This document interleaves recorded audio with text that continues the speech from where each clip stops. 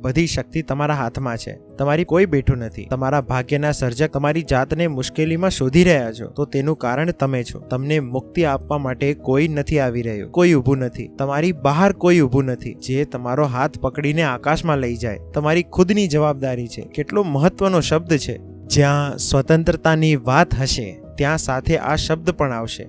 એટલે જ લોકોને વેદાંત પસંદ નથી આવતો, કારણ કે તે બધી જવાબદારી તમારા પર મૂકે છે. જો ચૂંટણી તમારા હાથમાં છે તો જવાબદારી પણ તમારી છે ને. લોકો ઈચ્છે છે કે જવાબદારી કોઈક ભગવાનની રહે. હે ભગવાન, મને આશીર્વાદ આપ, મને વરદાન આપ. વેદાંત કહે છે બાળકો જેવી વાતો દૂર કરો. તમારી છે ને. કંઈક એવું કર્યું છે, ભવિષ્યમાં કોઈ કંઈક કરશે. તમે જ છો. અહો અહમ નમો મહ્યમ. તમે જ સર્વોચ્ચથી સર્વોચ્ચ છો અને સૌથી નીચામાં નીચા પણ તમે જ છો. બીજું કંઈ નથી. રડવાનું બંધ કરો અને આશ્રય છોડી દો. તમારી બહાર એવું કંઈ નથી જે તમને બચાવી શકે.